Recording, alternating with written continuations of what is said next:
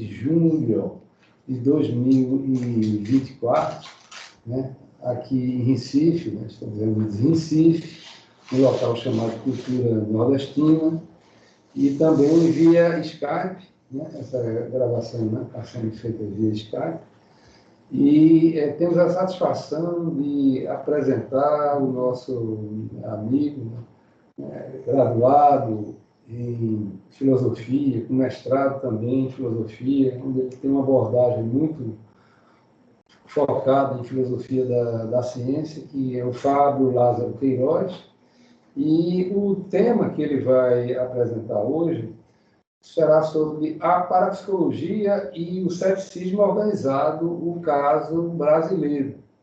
Então, por favor, Fábio, né, as palavras são suas. Estamos aqui ansiosos, aguardando. Né? Vamos lá, espero não decepcionar ninguém. Gente, eu preparei uns slides aqui, vou ver se eu consigo compartilhar eles com vocês. Perfeito. Deixa eu iniciar o compartilhamento.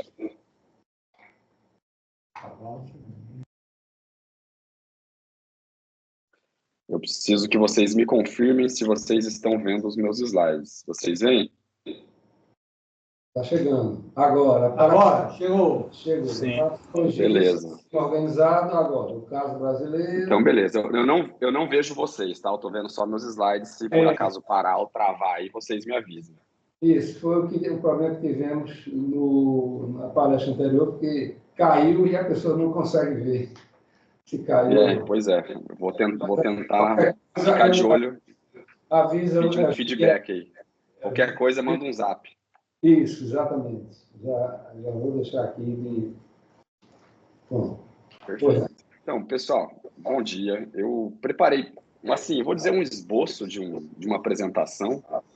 E eu preciso falar para vocês que eu estou um pouquinho rouco, porque minha garganta está um pouco ruim esses últimos dias, mas eu acho que, tirando essa rouquidão, a apresentação vai ser tranquila. E eu chamei de esboço essa apresentação porque eu estou um pouco enferrujado, né? O Jamir falou que eu fiz o mestrado, e eu acabei esse mestrado em meados de 2022. E aí até agora, né, já quase 2 anos, ou, na verdade, já completou 2 anos agora, esse mês passado, que eu terminei o mestrado, eu não consegui continuar esses estudos porque eu tenho atividade profissional, né? Eu mantinha ela durante o mestrado também, mas logo que eu acabei o mestrado, eu troquei de setor no meu trabalho. E para quem não sabe, eu trabalho no Instituto Médico Legal, aqui de Cuiabá. Uma das formações que eu tenho é em odontologia, então eu sou funcionário público lá no Instituto Médico Legal, onde eu sou uma espécie de legista, só que é dentista, né?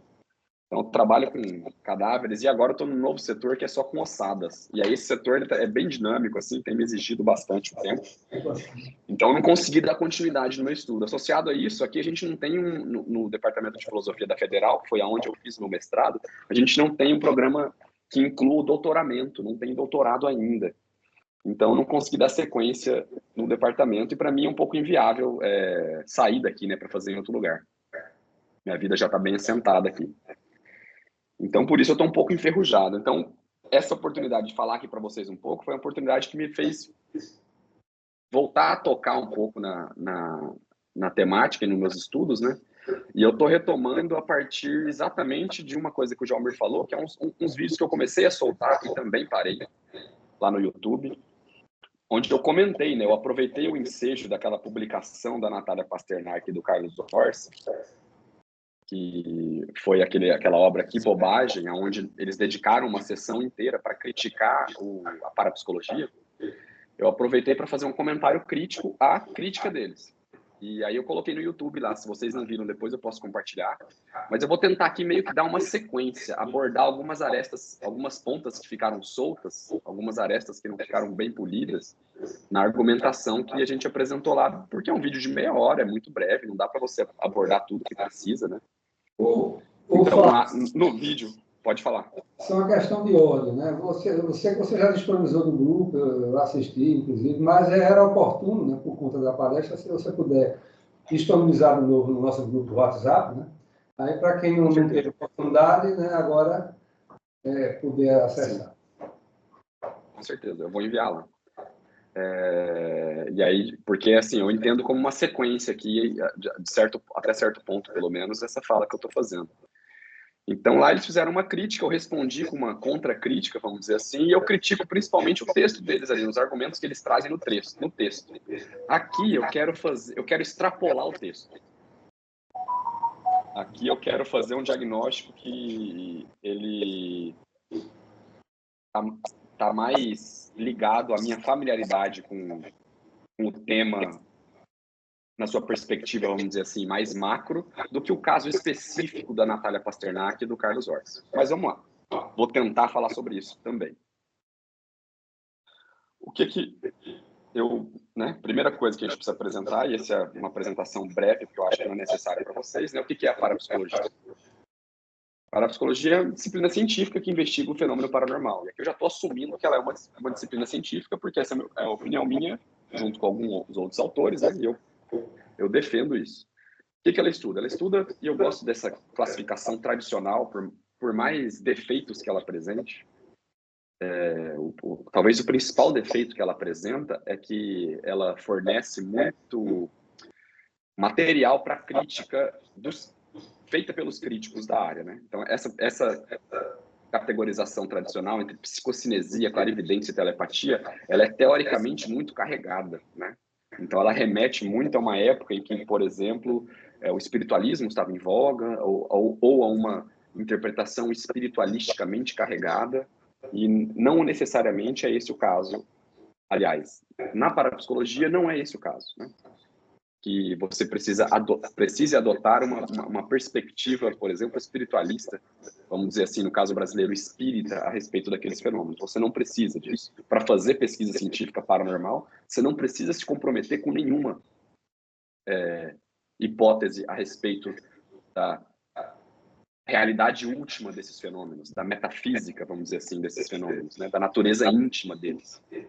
A pesquisa empírica, ela precisa apenas que você se comprometa com uma metodologia científica, um objeto de estudo, né? Uma forma de conduzir essa pesquisa, que você transforme esses resultados em resultados públicos depois, idealmente publique em revistas especializadas, que tenham avaliação por pares, e é basicamente isso que você precisa, né? Pelo menos essa é a minha visão do que uma metodologia científica exige. Então, beleza, dito isso. O que eu estou chamando de ceticismo organizado? E que eu acredito que a Natália Pasternak e o Carlos Orsi representam aqui no Brasil. O ceticismo organizado, ele é um movimento da sociedade civil que ele surge primeiramente nos Estados Unidos na década de 70. E ele era encabeçado por esse cara, que é o Paul Kurtz, que era um filósofo, inclusive, né? Um professor de filosofia de uma universidade lá em Nova York. E é uma associação que ela inicialmente congrega acadêmicos, principalmente acadêmicos, viu? Interessados na defesa de uma ortodoxia científica contra práticas que eram consideradas pseudocientíficas. Então, eles estão vivendo uma época ali na década de 70, né? Então, você imagina aí movimento hippie, você imagina movimentos, né, a sociedade civil efervescente com os movimentos por direitos civis, né, da população LGBTQ, das mulheres, né, dos negros, né? Então você imagina toda essa efervescência social e associado a essa efervescência social, várias práticas culturais começaram a ser consideradas nocivas por esses acadêmicos, né, que encabeçavam as instituições científicas da época. Que práticas eram essas, né? Que crenças eram essas? Então, vou mencionar aqui coisas diferentes, não necessariamente relacionadas. Coisas que estavam acontecendo na época. Uri Geller foi um grande motivador desse tipo de movimento. Uri Geller é aquele israelense que entortava metais, né? Colheres, principalmente. Velikovsky, o Immanuel Velikovsky foi um acadêmico meio das margens que defendeu teses bem controversas na ciência. O fenômeno UFO, né, os OVNIs também começam a ter que sempre tiveram uma inserção grande na cultura anglo-saxã, né, e eles estão ali no nascimento. A percepção extrasensorial, né, os fenômenos paranormais, ESP aí entenda isso. E outras coisas, como Atlantes e Lemúria, né? Então, relatos e um reavivamento de discussões, um resgate de discussões a respeito desses continentes e civilizações perdidas, histórias a respeito de Triângulo das Bermudas e como, por exemplo, os aviões desapareciam na região e mistérios que poderiam estar por trás disso. Teses pseudocientíficas da União Soviética, por exemplo, através desse Lysenko aí, que foi um biólogo, na verdade ele era ucraniano, mas dentro da União Soviética, na época, né? E que defendeu, ele foi contra a ortodoxia da biologia na época, né? Mendeliana. Ideia aí quer dizer, o design inteligente, né? Então, as teorias advogadas pelas comunidades cristãs, principalmente nos Estados Unidos, mas não só, né? Depois isso também fica muito forte no Reino Unido, que defendiam uma visão, inclusive o ensino nas escolas públicas, né? Do criacionismo ao lado do evolucionismo, né? Então isso gera, inclusive, uma batalha judicial nos Estados Unidos muito, muito forte, que deu muita polêmica. E outras doutrinas, como a doutrina da Terra Oca, né? Então essas doutrinas a respeito de que a Terra teria um núcleo vazio, que não teria, não seria como a gente conhece na geologia, né? Que é um núcleo de preenchido, né? Quente, de lava e ferro. Mas outras coisas, além de mistério das pirâmides, então tinha um monte de coisa acontecendo na época. E esse pessoal fala assim, está tendo uma onda de irracionalismo assolando a sociedade esclarecida. A gente precisa combater isso, né? E aí essa é uma das motivações para o surgimento desse ceticismo organizado. Não é a primeira vez que isso surge, tá, gente? Essa é a nova roupagem do ceticismo organizado, mas o ceticismo ligado à ciência institucionalizada, ele é algo que acontece desde o nascimento da ciência. Então, desde o nascimento da ciência, a ciência, para se afirmar e se inserir institucionalmente, ela precisou se diferenciar daquelas outras práticas e, principalmente, os seus primórdios, aí eu estou falando do século XVIII e XIX, ela precisou combater muito fortemente a religião. Então, tinha uma vertente que combatia muito fortemente a religião institucionalizada, né? Então, entrava em embates muito fortes com o clero, e com como era o funcionamento da instituição católica, que era a predominante, mas também com vamos chamar de ideologias desses movimentos religiosos, né? Então, contra aquilo que eles passaram a considerar, que a ciência nascente passou a considerar como superstições, né? Que esses movimentos religiosos inculcavam na cabeça das pessoas. Então, a ciência, desde o começo, desde a sua nascença, ela teve que fazer esse embate muito fortemente. E isso marcou até os dias de hoje. O ceticismo, por isso que eu digo que o ceticismo organizado dessa década de 70 nos Estados Unidos, ele é apenas uma nova roupagem, mas ele traz ainda, vamos dizer assim, heranças atávicas, essa disputa, que é uma disputa que ela é tipicamente da cultura ocidental. Essa disputa entre religião e ciência não existe se você for pegar culturas originárias aqui dos povos ameríndios, isso não existe. Então, não existe, se você for pegar a cultura e o pensamento africano, não existe, né? Antes da diáspora africana, não existe isso, né? E até nas culturas pós-diaspóricas, né? Com a escravização dos povos negros e para onde eles foram, eles também têm uma herança ainda que não necessariamente defende esse conflito entre religião e ciência. E povos asiáticos, né? Então, você vai em sociedades asiáticas como a chinesa, como a japonesa, essa contradição que aparentemente nós ocidentais, né? E aqui eu estou me considerando ocidental, mas isso não é sem nenhuma controvérsia, né? Existem os ocidentais verdadeiros, vamos dizer assim, entre aspas, né? Eles não consideram nós aqui, os latinos, ocidentais verdadeiros, né? Mas vamos lá. Nessas sociedades chinesas e japonesas, por exemplo, eles também não têm esse conflito tão entranhado como a gente tem. E isso é por causa da história do desenvolvimento dessas instituições nas nossas sociedades, né? Então, o ceticismo organizado, em suma, ele é apenas uma nova roupagem, né? Mas tenham em mente que ele traz atavismos dessa disputa entre religião e ciência que a cultura ocidental teve, né? Beleza. Tanto é esse o caso que esse ceticismo organizado que eu estou falando com vocês, que surge na década de 70, ele é um ceticismo que possuía vinculações estreitíssimas com um movimento chamado humanismo secular. Então, esse movimento, que inclusive é considerado um precursor de um outro movimento comum, mais em voga a partir dos anos 2000, que é conhecido como novo ateísmo, né? Então, talvez vocês conheçam alguns nomes desse novo ateísmo aí. Daniel Dennett, que é um filósofo, Sam Harris, que é outro filósofo, Richard Dawkins, que é um biólogo, e Christopher Hitchens, né? Que, se não me engano, o Christopher Hitchens ele era um jornalista. Mas todos eles estão aí nesse caldo cultural vamos chamar do humanismo secular, né? Que tem como precursor o humanismo secular. O humanismo secular ele já tinha um ateísmo aqui, como uma das doutrinas que eles advogavam, né? Eles mantiveram essa herança que eu falei para vocês, que é do nascimento da ciência, que é um embate de frente com os movimentos religiosos, né?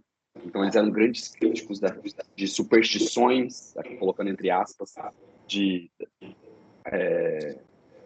as religiões, por exemplo, tinham.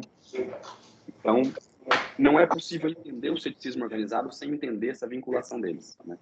E a gente vai ver isso mais para frente de uma maneira um pouco mais filosófica. Que compromisso que eu vou apresentar mais na frente, né? Mantenham isso em mente, que esses grupos tiraram desse caldo cultural e que servem, inclusive, como pretexto para o ataque que eles fazem à parapsicologia. Então, eu vou apresentar pelo menos uma hipótese um pouco mais polida a respeito de qual compromisso que eles têm filosoficamente que permitem eles atacar áreas como a parapsicologia.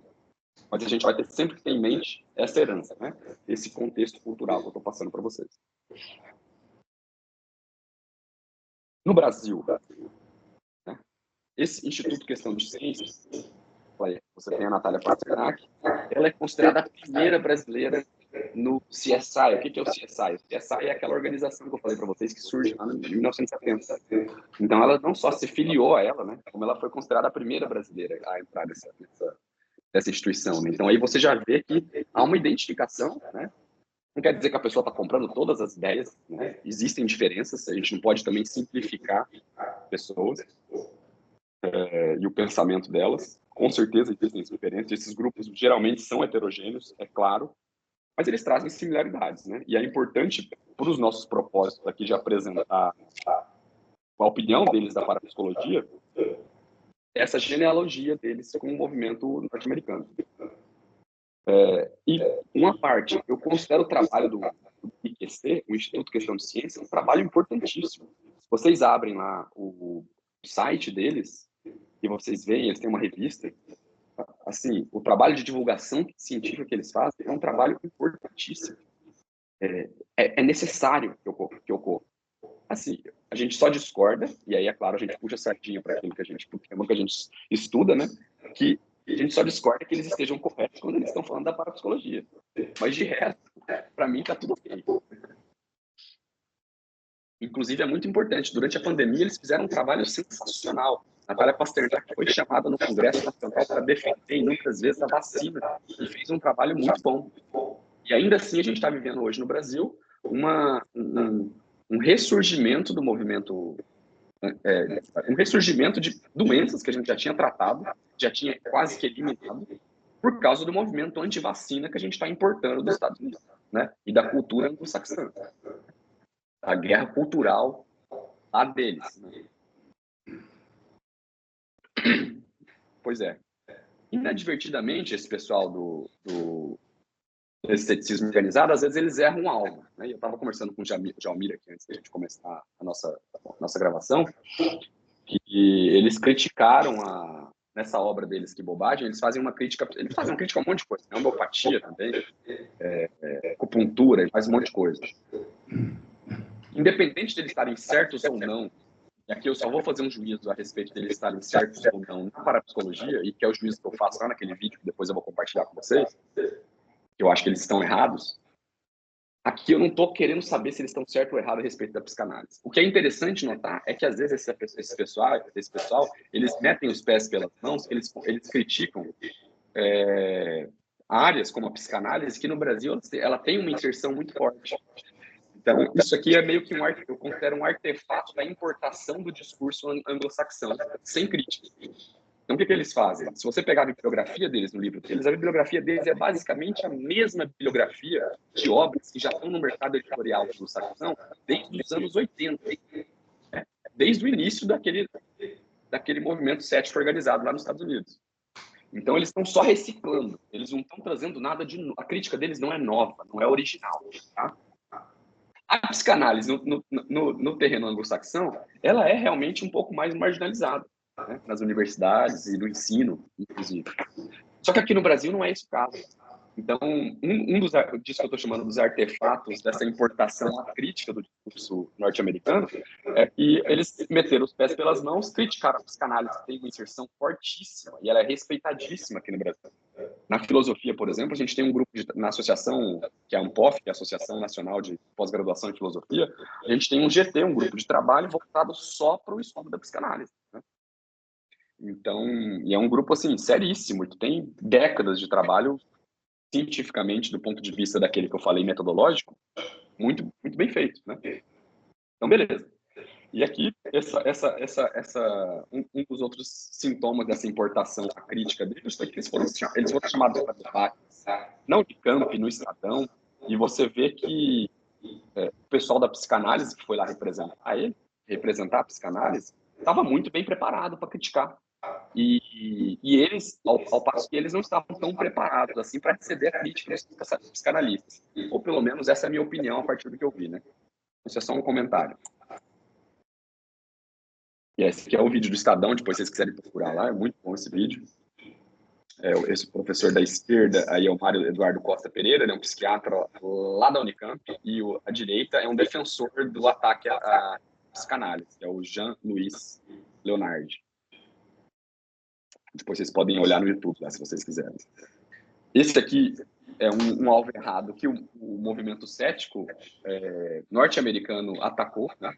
Então, esse aqui é um artigo que foi publicado naquela revista Scientific American pelo Michael Shermer. O Michael Shermer, ele tem uma instituição que é uma instituição irmã do CSI, publica uma revista também de popularização científica, e ele tinha uma coluna lá ainda tem uma coluna lá não, acho que ele não tem mais, nos últimos anos ele saiu, lá na Scientific American, e ele faz uma publicação lá e ele comenta algumas teses filosóficas a respeito da mente. E aí isso aí gerou um bafafá na internet depois, porque esse aí à direita é o filósofo Colin McGinn, ele tem ele defende uma tese que é conhecida como misterianismo, né? A respeito de temas como a consciência. E ele teve que quase que se retratar com o Colin McGinn depois que ele publicou essa coluna na Scientific American, porque ele fez uma análise muito rasa do que era a visão do filósofo.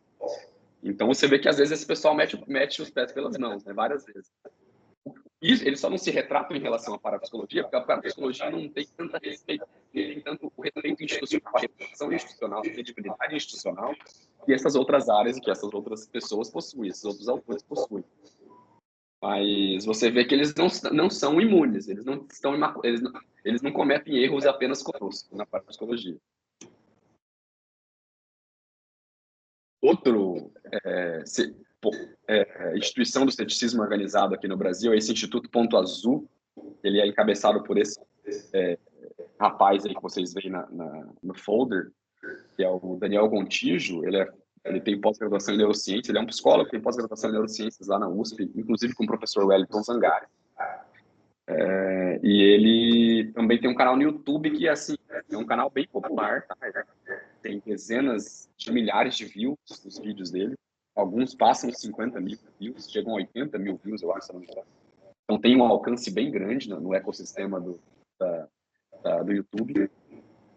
E ele também é outro que faz esse trabalho de popularização científica e que você vê que pelas referências que ele usa, pelo discurso dele, que tem uma ascendência clara, né, uma genealogia clara com o ceticismo organizado do ambiente anglo-saxão.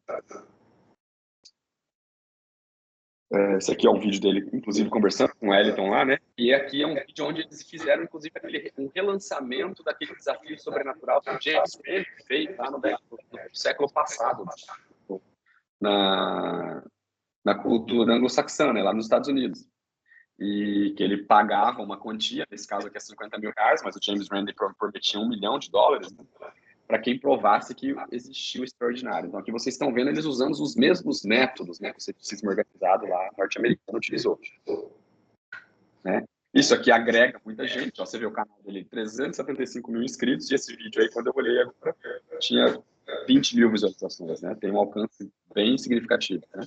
Não é um fenômeno assim, né? Mas é um alcance importante. Tem movimentos de ceticismo organizado que eu não vou comentar, tá? Só fazer uma parte antes de comentar esse slide agora que a gente está aqui.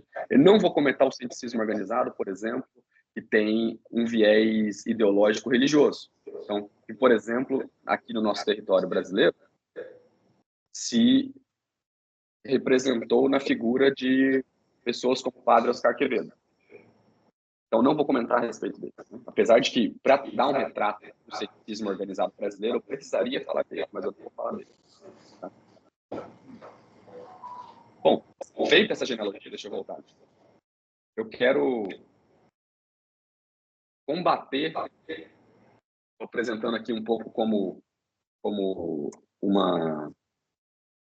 Esse aqui é um aforismo, que é muito conhecido na filosofia da ciência, que eles dizem que a gente não sabe a autoria, alguns dizem que é do Richard Feynman, outros dizem que é do Steven Weinberg, que é um filósofo da ciência. A gente não sabe quem que realmente disse isso. Mas que a filosofia da ciência é tão útil aos cientistas quanto a ornitologia é para os pássaros. Tá? Eu acho que isso não é verdadeiro. Inclusive, eu acho que o contrário dessa tese precisa ser defendido se a gente deseja, e para que a gente seja bem sucedido em sair dessa sinuca de bico que a parapsicologia se encontra hoje no debate público, tá? A gente precisa a gente precisa de mais filosofia da ciência.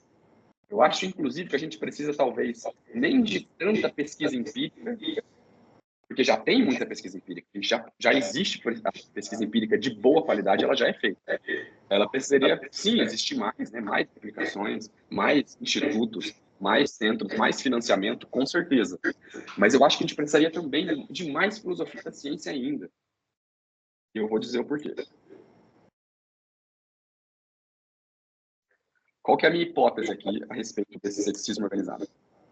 Eu acho que o principal fundamento da crítica deles, o ceticismo organizado à parapsicologia, inclusive, eu coloquei um e vice-versa aí, porque eu acho que muitas críticas que os proponentes do paranormal fazem também ao movimento cético organizado, eu acho que também caem na mesma armadilha que é essa concepção filosófica de ciência que eu vou comentar na sequência, que é uma concepção muito simplista. E é uma concepção ultrapassada, inclusive. Ou, no mínimo, uma concepção polêmica, ou, no mínimo, uma concepção que defende teses e ainda estão em aberto. Não foram decididas, não há consenso a respeito dela. Né? E qual é essa concepção filosófica de ciência? E aqui eu preciso introduzir uma distinção para a gente. Né? Eu vou introduzir, assim, bem brevemente, eu não quero que isso aqui seja uma discussão acadêmica, né? Eu quero trazer uma coisa... Estou tentando trazer uma coisa um pouquinho mais fluida, né? Menos engessada. Mas eu vou falar um pouquinho para dar nomes a alguns bois, que são os dois bois aqui, do naturalismo ontológico e naturalismo metodológico. O que é o naturalismo ontológico e o naturalismo metodológico?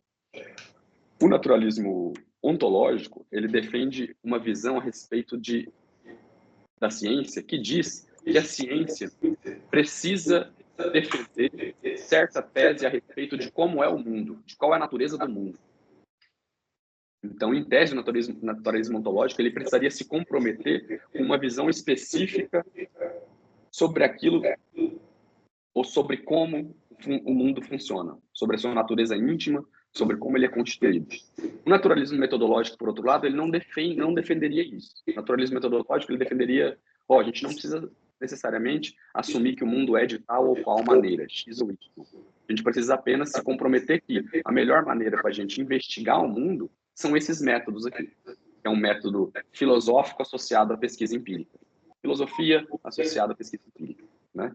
Porque a metodologia empírica por si mesma, ela precisa sempre de uma discussão, de uma reflexão filosófica que acompanha ela, né? Então, por exemplo, a metodologia empírica não funciona se não tiver uma matemática junto. A matemática não é uma ciência empírica, né?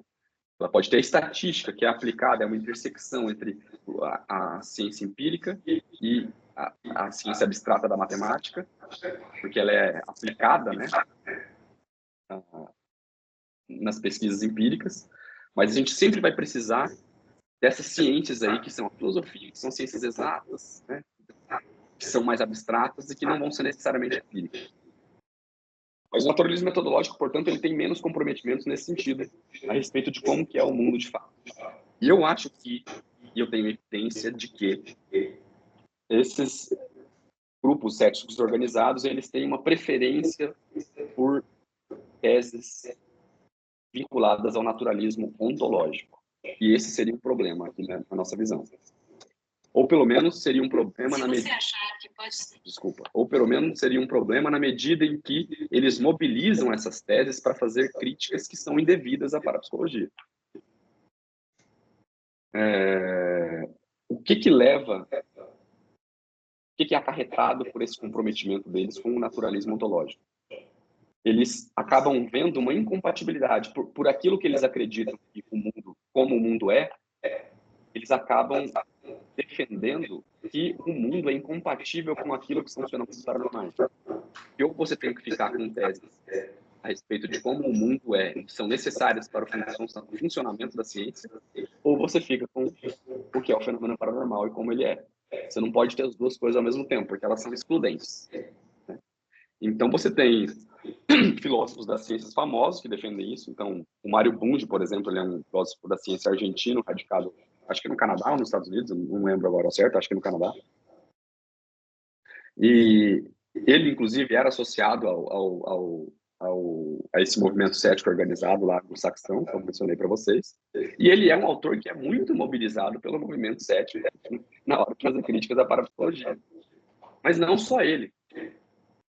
Dentro da parapsicologia, por exemplo, você tem outro filósofo que eu coloquei só o sobrenome dele, que é o Broad, que é o Charles Dunbar Broad, que é um filósofo britânico, e ele também acaba...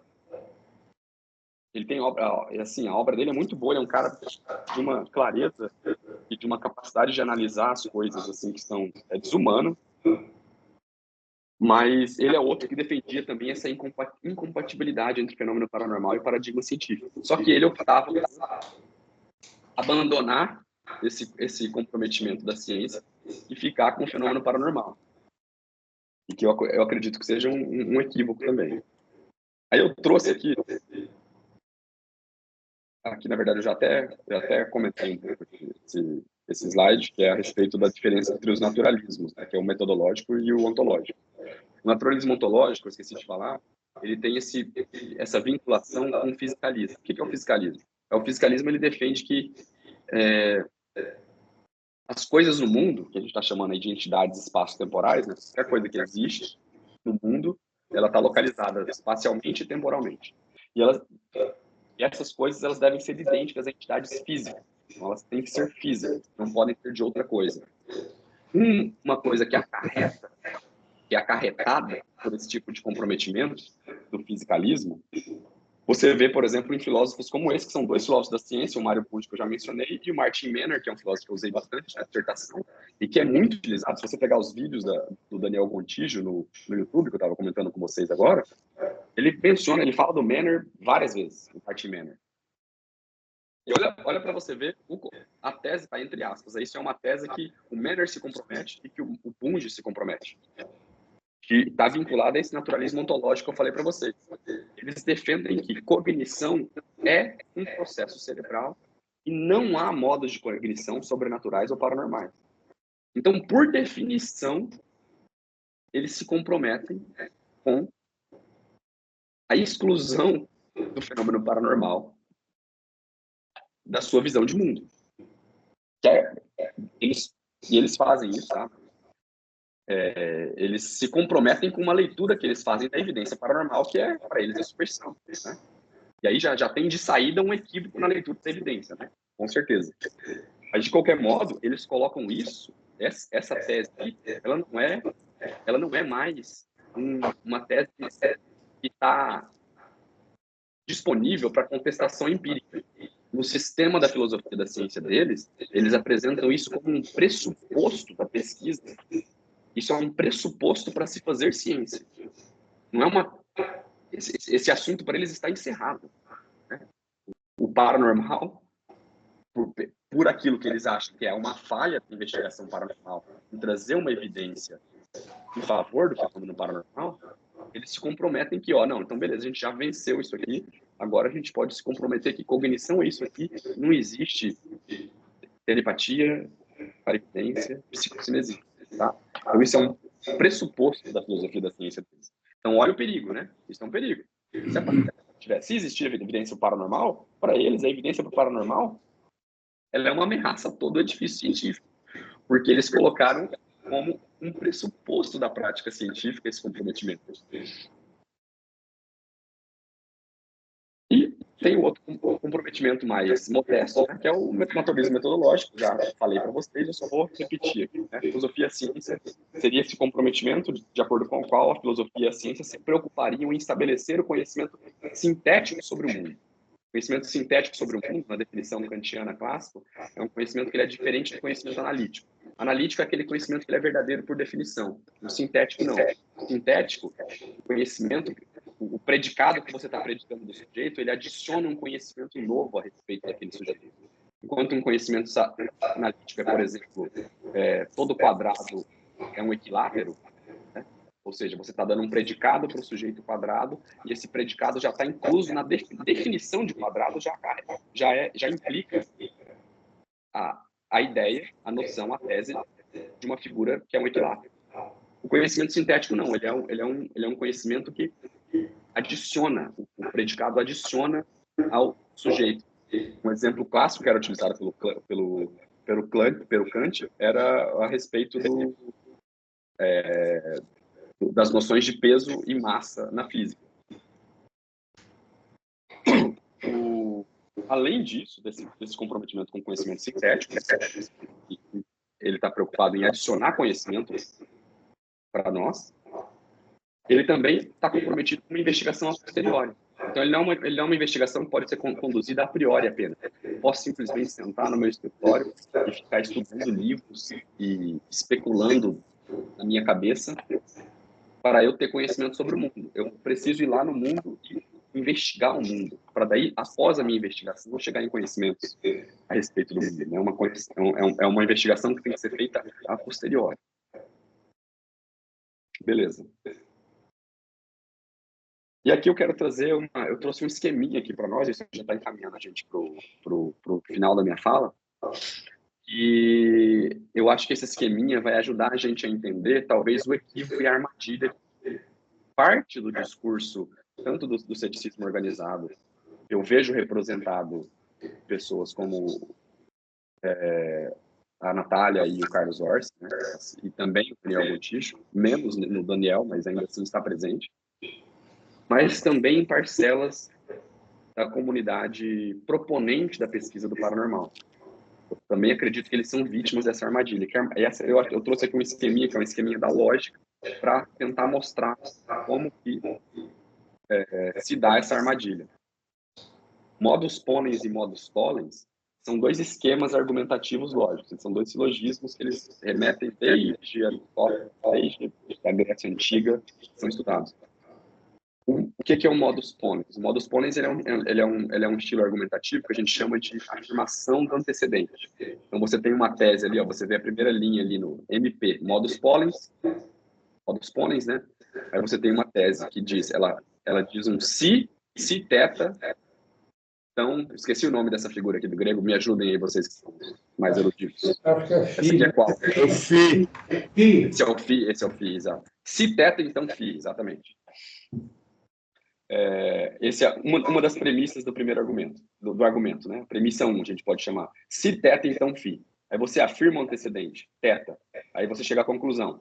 Considerando a primeira premissa, que é se teta, então Fi, você está afirmando Fi Se está afirmando θ, então sua conclusão é φ. O modus tollens, ele é aquilo que a gente chama de negação do consequente. Você parte da mesma premissa que o modus ponens, se θ, então φ, só que você nega o consequente. Não θ, não φ, aliás. Sua conclusão, então, te permite negar o antecedente também. Não θ, né? Então, vou dar um exemplo preenchido aqui para nós e aplicado à parapsicologia. O que os céticos costumam afirmar? Eles costumam afirmar com base naqueles comprometimentos que eu falei para vocês, que eu estou comentando, por exemplo, com naturalismo ontológico, um fisicalismo um pouco mais carregado, uma visão de mundo que a gente pode dizer que é uma visão de mundo mais desencantada, que tem essa herança atávica dos debates de instituição da ciência contra a religião, a superstição religiosa, e que é um debate que está muito situado na história, nesse contexto eurocêntrico anglo-saxão, tá? Então, com base nesse atavismo, nesse comprometimento lá de trás, eu estou trazendo aqui um sumário dessa tese. Seria o quê? Essa primeira premissa do modus ponens do cético, que diz: conhecimento científico é verdadeiro. Então, o paranormal não existe. Isso é acarretado por aquela tese que eles veem como um pressuposto da prática científica, que é aquele, por exemplo, a respeito da cognição humana. A cognição humana não pode ser nada que envolva cognição paranormal. Não pode ser. Então, a gente pode representar essa tese assim, ó. Se o conhecimento científico é verdadeiro, então o paranormal não pode existir. Porque o conhecimento científico verdadeiro depende desse comprometimento com teses como essa, desse naturalismo ontológico que eu estou chamando aqui lato sensu. Segunda premissa. Olha, eles afirmando o antecedente aí no modus ponens. O conhecimento científico é verdadeiro. Qual que é a conclusão lógica desse argumento? O paranormal não existe. Então aí vocês veem como que se dá um esquema bem simplório dessa disputa, mostrando o lado dos céticos. O que os proponentes do paranormal, em parte, fazem? Eles fazem o modus tollens, com as mesmas teses. Eles afirmam a mesma premissa: conhecimento científico é verdadeiro, então o paranormal não existe. E aí eles vêm com a premissa segunda, que é a negação do consequente. Ao invés de dizer, como a segunda premissa, o paranormal não existe, eles afirmam: não, o paranormal existe. Mas como se o paranormal existe, o conhecimento científico, então não pode ser verdadeiro. O conhecimento científico é falso. E é isso que pessoas como o Charles Dunbar Brody afirmava.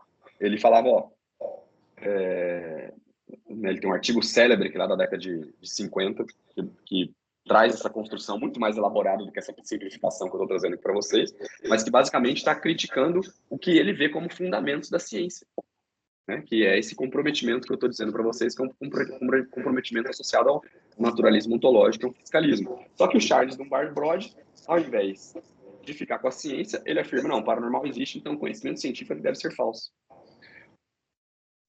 Desculpa. Qual é o problema desse tipo de dicotomia que eu estou colocando aqui num esquema lógico para vocês? Essa dicotomia ela não vai ser resolvida logicamente nunca. Você está usando dois modos totalmente válidos de argumentação, tanto o modus ponens quanto o modus tollens. Vocês estão partindo da mesma premissa, inclusive. E aí eu considero aqui, na verdade, que o problema está nessa premissa dele. Ele que vê um conhecimento científico verdadeiro como incompatível com o fenômeno paranormal. Esse é o problema. Esse é o problema, que essa premissa é compartilhada, muitas vezes, pelos dois lados da disputa. Eu mencionei aqui o Charles Dunbar Brody, mas não só ele, não é só na década de 50 que acontecia isso. Se você pegar proponentes atuais hoje da pesquisa parapsicológica, conhecidíssimo, você pega o pessoal que é vinculado lá à Universidade da Virgínia, pessoal que é vinculado inicialmente às pesquisas que o Ian Stevenson conduziu, né? Bruce Grayson, Jim Tucker, esse pessoal todo lá, eles defendem que o conhecimento paranormal, eles têm 3 obras, né, onde eles discutem isso, que o conhecimento paranormal ele vai acarretar uma revolução nas ciências, porque ele é incompatível com essas premissas fundamentais fisicalistas da ciência, né? E eu acredito que isso até certo ponto é uma aposta apenas. É um assunto que ainda está em aberto. E eu não sei se seria possível defender isso com toda se a evidência disponível suporta esse tipo de conclusão. No cenário nacional, a gente estava até discutindo, eu já vi antes da gente iniciar, O Alexandre Moreira Almeida, que é o professor de psiquiatria lá do FJF, ele tem uma obra recente também, onde ele vai defender a realidade da vida após a morte, da existência da alma, e ele faz essa defesa contra esse fisicalismo que, em tese, a gente veria na ciência, né? Então, não quero discutir se ele está certo ou está errado, apesar de que eu acho que talvez esse seja um salto, né? A evidência talvez ainda não esteja apontando totalmente ou com toda a convicção para essa tese, mas eu não quero discutir isso. Eu quero discutir, e onde eu vejo que está o problema é nessa incompatibilidade entre o conhecimento científico verdadeiro e o fenômeno paranormal. Eu acho que não é o caso que eles sejam incompatíveis, né? E está em aberto se a gente vai precisar abandonar premissas do fisicalismo ou do naturalismo ontológico futuramente. Isso ainda está em aberto. De qualquer modo, eu acho que esse é o problema. E quais são as soluções que eu acho que a gente poderia... E a solução não é apenas uma solução lógica. E aqui já estou acabando. A solução está em a gente diminuir esse comprometimento com essa primeira premissa, tanto proponentes quanto céticos. Eu acho que a gente tem que primeiro entender isso, que é o que está nesse primeiro ponto. Essa dicotomia ciência paranormal, como a gente viu, é uma dicotomia, eu falei bem en passant, bem superficialmente, mas eu vejo ela como constitutiva da racionalidade ocidental. Então, ela é parte da história da ciência, da institucionalização da ciência, o embate que ela realizou contra a religião, por exemplo. Então, a gente tem que entender essa contextualização dela, para a gente evitar essas armadilhas que esse debate já há mais de 200 anos recai. Tá? E aí eu acho que a armadilha principal, como eu já disse, é esse comprometimento com essa dicotomia, que é uma dicotomia excludente, ou a ciência ou o paranormal. E não é esse o caso. E aí, o que acarreta esse tipo de comprometimento com essa dicotomia? Você deixa o proponente do paranormal de um lado associando a ciência ao dogmatismo, e os proponentes da ciência do outro lado associando o paranormal ao irracionalismo, à superstição. Temos que entender essa contextualização e, em um segundo momento, a gente precisa de um renovado comprometimento com isso que a gente viu com o naturalismo metodológico. A gente não vai abandonar a ciência, a ciência veio para ficar. Tá? É o melhor método que a gente tem para a investigação do mundo e de como as coisas são. E também a gente precisa, talvez, dar destaque a matrizes de pensamento que fujam dessa dicotomia.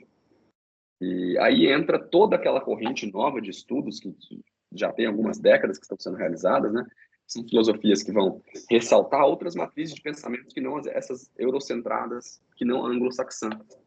Aqui, e eu vou terminar essa apresentação com algumas sugestões de obras que tiveram influência em mim e que eu acredito que representam uma fuga dessa dicotomia. Ou porque elas se preocupam em analisar criticamente essa dicotomia a partir de uma perspectiva interna à história do Ocidente. Então, eles vão criticar que é o caso que essa dicotomia excludente, ciência paranormal, precisa se dar mesmo que dentro da racionalidade ocidental. Ou porque são obras que vão mostrar outras matrizes de pensamento onde não é verdade que esse tipo de fenômeno e uma racionalidade científica sejam incompatíveis. Quais são esses exemplos? Vou mostrar aqui alguns, tá? Vou estar cometendo injustiça, deixando muita coisa de fora, mas são coisas que foram influentes no minha trajetória até agora. Espera aí que voltou o meu slide. Voltou. E aí eu vou terminar com essas obras. Eu até trouxe aqui como exemplo um exemplo prático, eu acho que assim que é um modelo exemplar de prática que é comprometida com isso que a gente entende como naturalismo metodológico. Né? Então, eles estão inseridos na academia, estão preocupados em uma formação científica sólida, fazem pesquisa científica sólida e estão nessa intersecção aqui que eles, né, a forma como eles colocaram nesse núcleo de pesquisas lá, o pessoal da UFJF, né, do grupo do professor Alexander Moreira, e eles colocam aqui como espiritualidade e saúde, né, mas muita coisa do que eles estudam está relacionada com mediunidade, está relacionado com o fenômeno paranormal. né? Então, eu acho que para mim, o trabalho que eles fazem é um trabalho exemplar. Mesmo que a gente possa ficar um pouco reticente a respeito de algumas conclusões, a gente pode até dizer que são precipitadas. Independente disso, o comprometimento deles com a metodologia científica é, assim, exemplar. E eu acho interessante o trabalho deles pelo motivo que o Alexander, por exemplo, é uma pessoa que ele é professadamente espírita.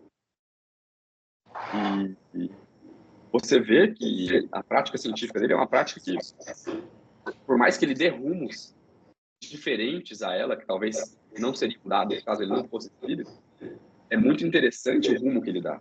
Esse tipo de pesquisa que ele traz, eu acho que é muito fértil. Eu acho que o espiritismo, essa intersecção entre o espiritismo e a ciência, inclusive, tem muito a contribuir, né? Se ela for conduzida nesses termos, são os termos que ele conduz, né? Comprometimento sério com o método científico. Outros exemplos aqui, ó. Esse aqui é da filosofia, né? Esse é um autor bem recente, tá? Contemporâneo, um rapaz novo. Jason Josephson Storm. Aqui é uma contribuição que ele faz aquele tópico que eu disse que é um estudo da racionalidade ocidental a partir de dentro, onde ele vai criticar essa história da modernidade como uma história do desencantamento do mundo, né? Que seria uma história em que aquilo que é o maravilhoso, sobrenatural, foi relegado às margens, saiu do mainstream. Então ele vai reconstruir a história de personalidades, de grupos centrais, mainstream mesmo, dentro da filosofia analítica, por exemplo, que tinha um envolvimento muito próximo com o paranormal, né? Então ele vai fazer uma reconstrução crítica dessa tese a respeito da modernidade, que é uma tese de que haveria uma incompatibilidade da ciência com esses fenômenos paranormais, por exemplo. E aqui mais duas obras desse filósofo, que também para mim foi muito influente na minha trajetória, que é o Stephen Broad, que ele é professor da Universidade de Maryland, e ele tem duas obras aqui onde ele comenta, para mim aqui é exemplar também, ele segue, eu vejo o corpo do trabalho dele como uma sequência ao trabalho daquele primeiro filósofo que eu mencionei atrás, que é o Charles Dunbar Broad. Então eu acho que também uma exemplar o trabalho dele. Ele vai mostrar onde que o Broad errou, quando ele achou que a racionalidade científica era incompatível com a investigação paranormal, com o fenômeno paranormal. E aqui, para mencionar mais alguns exemplos, esse aqui também é o professor Jeffrey Kripal, ele é professor da Rice University, de estudos religiosos. A matriz dele de disciplinar é estudos religiosos comparados, tá?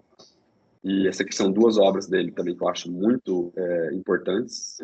Essa primeira é As Superhumanidades, onde ele vai comentar a importância dessa matriz, vamos dizer assim, controversa, que envolve o fenômeno paranormal para as próprias humanidades, para as disciplinas das humanas. E nessa outra obra aí, Autores do Impossível, ele faz o mesmo comentário, só que agora relativo ao dentro do âmbito religioso. Para variar um pouco a linguagem, né? Um autor brasileiro, esse Nelson Job, ele faz esse aqui é a obra que é fruto do doutorado dele lá na UERJ, e é uma obra interessantíssima também, apesar de ser de uma tradição um pouco mais difícil para mim a familiaridade, tá? Que envolve uma filosofia que não é estritamente analítica, né? A obra dele é Confluências entre Magia, Filosofia, Ciência e Arte, Ontologia Holística. Uma obra muito interessante também, eu acho que faz um debate muito importante, que traz para a conversa a ciência, a filosofia, quanto isso que é a magia. Será que pode vir de bom dessa mistura? E aqui um pensador que ele se considera um ex-espírita, essa é uma obra dele do ano passado, 2023. Ele está lançando um grupo de estudo, ele é professor de pós-graduação em estudos da religião, se eu não me engano é na PUC de Goiás, na PUC de Goiás, ou na Federal, não sei, acho que é na PUC. E ele se considera um ex-espírita, mas ele meio que lança aí nessa obra Fundamentos para uma Teoria Social Espírita. Ele lança aí nessa obra uma tentativa de fundamentação de uma teoria social que dialoga com as ciências humanas contemporâneas e com a teoria. Então, ele tenta trazer as duas coisas para conversar e ver se ele consegue criar uma nova vertente como as ciências humanas, porque ele tem uma inserção acadêmica, mas não deixaria de estar envolvida com a literatura e as teses espíritas. É bem interessante essa obra dele também. E acho que, basicamente, são essas algumas influências e algumas obras que eu queria trazer para vocês. Eu deixo, assim, o final em aberto, não trago nenhuma conclusão além daquelas recomendações que eu fiz ao final. Falei para vocês que isso aqui era um esboço dessa conversa, né? De algo que eu trago da dissertação, do mestrado que eu fiz, mas que também são alguns direcionamentos novos que meu pensamento que eu queria dar para o pensamento, né? Que eu gostaria de estudar e que, de certo modo, trazem uma sequência àquela discussão que eu fiz no canal do YouTube a respeito da crítica da obra da Pasternak e do Orsi. Então, é isso. Vou finalizar sem cerimônia. Espero que tenha tido algum proveito para vocês. Ok, agradecemos e conversa. Agradecemos a Fábio a excelente exposição. E agora, primeiro expõe e depois se expõe, né? Se algum companheiro deseja fazer alguma pergunta, fazer alguma colocação, pronto, Camilo. Fica aqui, né? Isso. Não, ele pode falar. Está no mudo, não, né? Não. Camilo, pode falar, Camilo. Acho que Camilo, eu estou vendo o microfone dele mudo. Ele tem que ativar o mudo, né? Desativar o mudo. Desativar o mudo, Camilo. Seu microfone está mudo.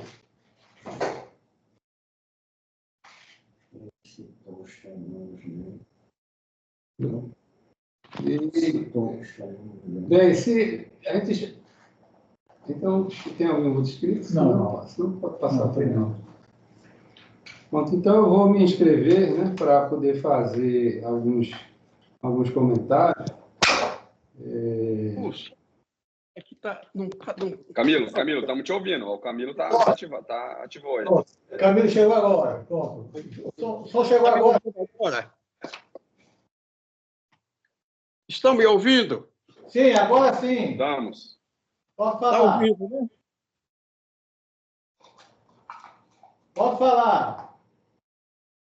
Bem, em primeiro lugar, eu quero parabenizar aqui o nosso...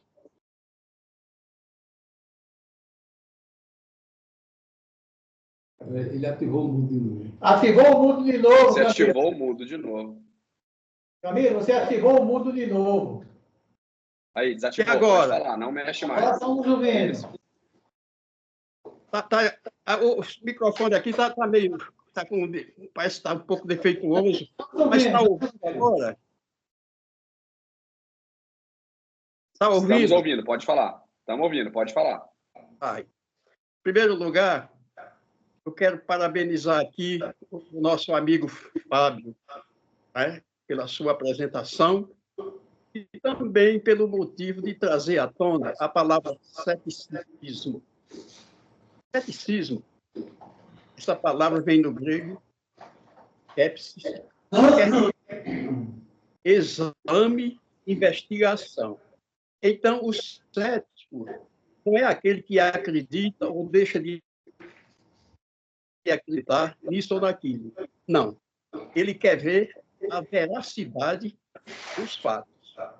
Esse é o compromisso do cético. Investigar, analisar, examinar para tal conclusão. Eu gostaria de falar um pouco aqui também da parapsicologia. E não poderia falar da psicologia, da parapsicologia, sem acrescentar um pouco a psicologia. Como sabemos, a psicologia surgiu em 1879 como ciência, quando Wilhelm Wundt criou o método experimental para investigar psicologia como ciência, né? E principalmente a palavra psicologia significa estudo da alma, embora o termo psicologia tivesse uso no século XVI, a utilização moderna surgiu no século XIX, quando os filósofos, os médicos, aplicaram o método científico para estudar a mente. O passo fundamental para isso foi que a vida mental consciente está ligada a processos biológicos do corpo. Então, corpo e alma são duas manifestações diferentes do mesmo fenômeno. Já a parapsicologia, ela foi criada em 1889 por Max de Swift e adotada pelo botânico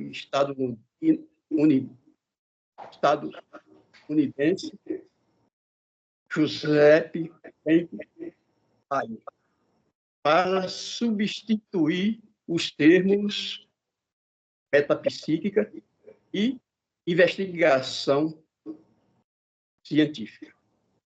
Ou melhor, psíquica, investigação. Então, a parapsicologia é, como se diz, ou melhor, a função psi é um acontecimento biológico que nos permite a conhecer a realidade através de analisadores ainda não descritos pela anatomia. E assim, a palavra psi não tem qualquer relação com o termo grego psique, e sim com a 23ª letra do alfabeto grego, e usamos simbolicamente para definir algumas funções. Assim como a matemática também usa a 16ª letra do alfabeto grego e para definir uma de suas constantes mais importantes. Então, a parapsicologia é a ciência da psicologia, não é a ciência da alma. Não tem a ver com espiritualismo, não tem a ver com metapsíquica, isto é, uma percepção extrasensorial. Então, a parapsicologia é ciência, não ciência da alma, porque ciência da alma é a psicologia e a parapsicologia é um ramo da psicologia que estuda a psicologia cientificamente.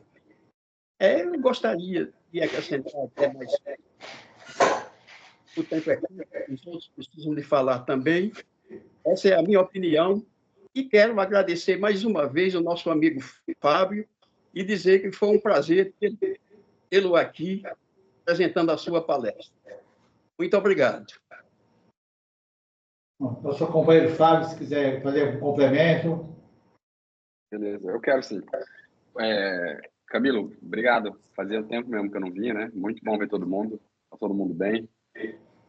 Gratificante demais voltar a falar aqui. Me estimulou a voltar a estudar, até eu estou um pouco parado. Porque as outras coisas, principalmente o trabalho, tem tomado muito tempo agora, né? Mas foi muito bom para mim. Outra coisa que eu queria dizer é que você falou do ceticismo, né? E para você ver, né? Como que é engraçado, né? Porque o ceticismo organizado não é o ceticismo filosófico. O ceticismo filosófico é uma tese muito mais abrangente, ousada do que o ceticismo organizado propõe.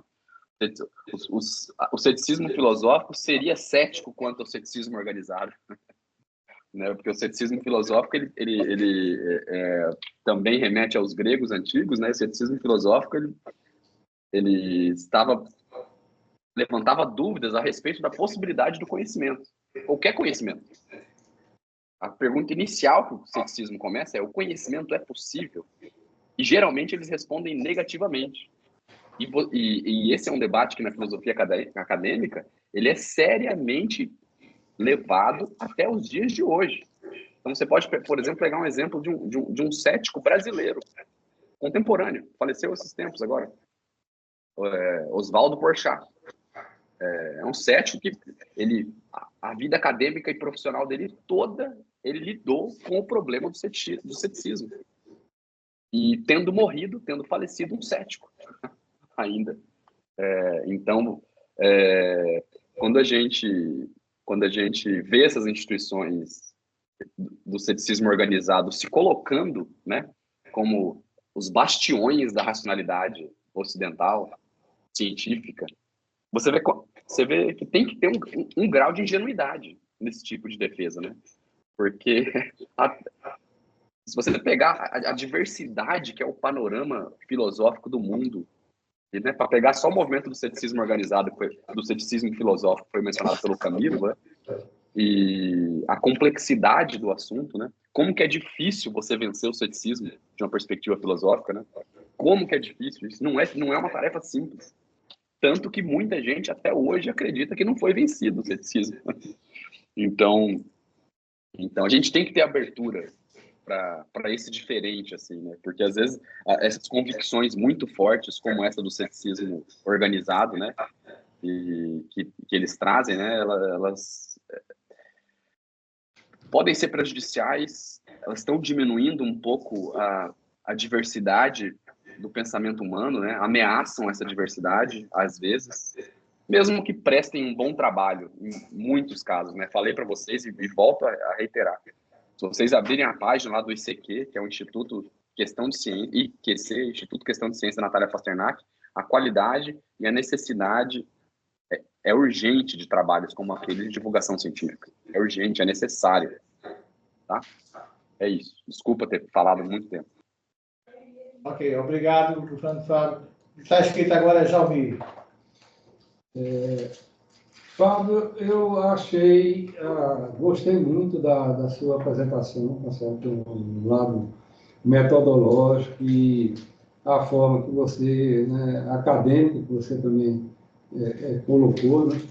E você trouxe exatamente o âmago, né, das questões, né, que a parapsicologia coloca em xeque, né? Então, se os fenômenos paranormais existem, né, eu estou colocando isso como uma questão metodológica. Se eles existem, não estou nesse momento, né, defendendo que existe nem existe. Se eles existem, eles mostram que a nossa visão do mundo, concepção do mundo está incompleta, no mínimo, né, se eles existem. Você, no início, colocou exatamente da forma mais simplista, né, que poderia colocar os fenômenos paranormais, que é a influência direta da mente sobre a matéria, que seria a telecinesia, psicocinesia, né, outros termos, e falou também da questão da clarividência, né, que é um conhecimento, né, que pode a mente humana ter através do tempo, sem a utilização dos sentidos nem da razão, e também envolve a variável tempo, né, aí, no futuro ou até no passado, e a questão dos conhecimentos mente a mente. Só que os fenômenos ditos paranormais, eles são mais complexos, né? Então, quando a gente olha em determinadas situações, eles são fenômenos de laboratório, né? Como você colocou, né, essa camisa de força é muito boa metodologicamente, porque existem milhares e milhares de experimentos, meta-análises sobre esses experimentos envolvendo a psicocinesia, né, A telepatia é clarividência. Então, isso aí você pode, né, se pode questionar, mas existem milhares desde a década de Rhine, né, que é a década de 30, né, que Camilo aí se referiu a Rhine, bem lembrado, né? Então, essa é uma questão, mas a fenomenologia assim, espontânea, então, são casos assim, chocantes, quando você tem, por exemplo, um caso de poltergeist, né, que isso é uma síndrome de fenômenos, quando você, aparentemente, né, numa casa, numa residência, tudo, você tem queima, né, queima de objetos, deslocamento de objetos, surgimento de objetos, né, sem passar, sem quebrar nada. Né? Então, né, se não for fraude, né, é algo assim que a gente tem que perguntar, né, o que é isso, né? Fenômenos de materialização. O próprio Fábio, né, citou o Ian Stevenson, né, aqueles casos sugestivos de reencarnação, como o nome diz, sugestivo. Né? Então, quer dizer, é uma fenomenologia muito complexa. E se ela tem algum fundamento, ela deve mostrar, né, assim, que a nossa realidade, né, o sentimento que a gente tem que é realidade, ele está incompleto, ou pode estar incompleto. Porque eu acho, Fábio, né, assim, penso, né, que a questão, né, a gente conversou até um pouco antes, né, de iniciar formalmente aqui a apresentação, que a ciência, né, a gente parte da ciência como um conhecimento completo, e, na realidade, a ciência tem suas dificuldades. Né? Você citou, por exemplo, né, que a gente tem que aceitar como, na história da ciência, né, como ela foi constituída aqui no Ocidente. Né? Então, né, aquele sério embate, né, de Galileu, né, com a Igreja. Então, a ciência ela foi muito constituída como um combate à religião. Então, isso aí ele contaminou, digamos, certamente, as bases da ciência. Né? Tanto é que Galileu ele teve digamos assim, a perspicácia de colocar a matemática, né? Tirar um pouco, né, da instituição religiosa que não dominava a matemática para poder colocar seus argumentos, né? E tem aquelas frases, né, sérias, né, que por si move, né, ele continua, né, se movendo. Então, a gente tem que perceber a ciência que ela tem as suas dificuldades. Então, as dificuldades de você pegar, né, o belo, né, o qualitativo, né, e até mesmo as questões transcendentais, porque, como você colocou até com determinados autores, o que ocorreu nesse rastro histórico, né, da abordagem, né, da constituição da ciência, né, no século 17, notadamente a partir, né, de Galileu. Né? Galileu é da época de 1620 e pouco, né? Por aí. Então, já tiveram outros anos, né? Desde os gregos, a concepção de Aristóteles, mas assim, o marco, né, científico, né, de Galileu, ele foi todo contra, né, o pensamento religioso. Isso contaminou. E a questão do desencantamento, então, esse desencantamento da natureza, ele traz muitas dificuldades. Aí você abordou de uma forma assim, muito apropriada, né, a questão do naturalismo ontológico. E quando a gente fala, né, dessa questão do naturalismo ontológico e do naturalismo metodológico, né, então, essa questão de ontologia, a gente está falando exatamente da essência da realidade. Então, a mente ela é algo físico e temporal. Está ligado a isso. É uma concepção ontológica, né? Nada fora disso, e, consequentemente, os fenômenos paranormais que parecem mostrar que isso está incompleto, né? Então, isso não pode existir. Então, ele traz exatamente, né, o modo Toller, né, que você se referiu, né? Exatamente no final. Isso aqui não pode existir, de premissa. Né? E agora, né, os fenômenos paranormais, eles teimam em acontecer. Né? Teimam em acontecer e isso não vai ser naturalmente abolido, né, por uma questão de visão. Então, esse modo Toller, né, ele tem as suas dificuldades no no nascimento, amigo, já não pode, isso não pode, né? E nunca é muito bom, né? A gente tem que partir, tem que ter uma abertura, todos nós, né? Qualquer que sejam as posições que defendemos, né?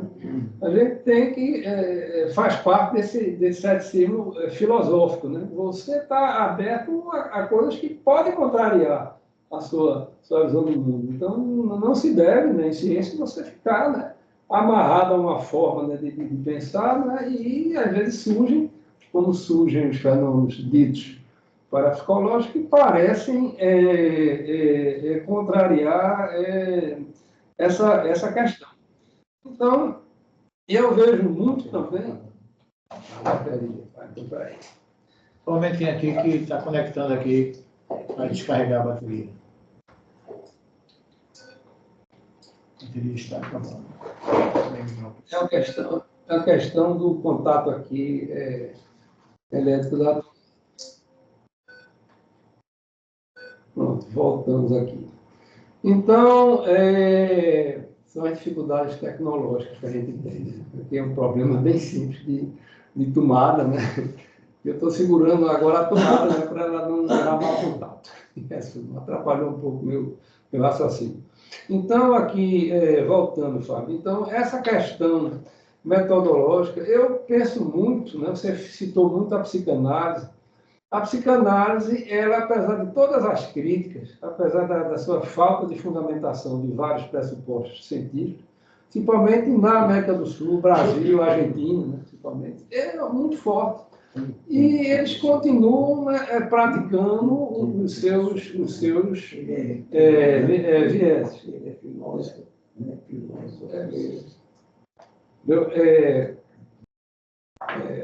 A psicanálise continua com seu viés e parece não se importar muito, né, com as críticas. Eu acho que a questão na parapsicologia, ela criou uma heurística própria, né, e isso ficou muito característico isso de metodologia da ciência. Cada ciência, né, antigamente se pensava que, né, as formas de pesquisa, né, a heurística das ciências era geral e não cada ciência cria a sua heurística e a parapsicologia tem a sua heurística e muito mais rigorosa, né? Ela considera tipo 1%, né? Na aceitabilidade, né? Do que os tradicionais 5%, que a gente vê até nas pesquisas de todas as formas, 5%, intervalo, né? 95%, né? Se eu repetir essa pesquisa, né, ela vai dar com 95% de confiabilidade. A parapsicologia é muito mais rigorosa, né? Com 1%. Então, assim, para concluir, né? Então, eu vejo que o aspecto de abordar a ciência, né? Eu gosto muito de um filósofo, que a ciência, Walter costuma lembrar, ela é muito baseada em hipótese, né? Então, quando você fala dos modus tollens, né? Ele não deixa de ser uma hipótese, né? E o modo pone, né? Então, são duas formas de abordagem, mas eu gosto muito de um filósofo da ciência, um americano, né, que foi contemporâneo de Kuhn, né, um pouco mais novo, né, e ele era professor também da Universidade do Novo México, né, que é o Larry Lodon, né. Ele tem uma abordagem muito interessante que ele trata da ciência como capacidade, ele fala da capacidade de resolver problemas. Então, isso é muito, né, que você... Né, e o problema, e a questão do problema, né, você, de uma certa forma, citou isso, Fábio. Então, o problema ele acaba sendo mais importante na visão dele, e eu concordo, né, do que a própria experimentação. Porque quando você tem o problema que acarreta a abordagem de si, ele é varrido, né? Embora você mostre pesquisas aqui e acolá, são milhares e milhares de décadas de pesquisa. É varrida para debaixo do tapete, porque aquele problema, né? O problema que a mente, por exemplo, pode afetar diretamente a matéria, né? E coisa desse tipo, ele não existe, ele passa a ser colocado né, nem considerado. Então, o americano, ele se escreve Laudin, né, se a gente colocar, né, Laudin, se fala em bom português, ele fala que os principais problemas são os teóricos em ciência, mais do que os empíricos, que é muito uma abordagem do Lakatos. O Lakatos ele trata muito dessa questão dos problemas empíricos. Na realidade, os paradigmas são um núcleo, né, são um conjunto de paradigmas. Então, essa questão do problema, né, que leva, né, à incompletude da abordagem científica para muitas coisas, a questão do transcendental, do belo, do qualitativo, que é um tipo de problema, ele é muito prejudicado na abordagem científica rasa, né, plena. Né? Então, essa uma das questões que eu vejo hoje e que eu gostaria, assim, se possível, né, para os seus comentários. Né? Com certeza. Eu acho que, assim,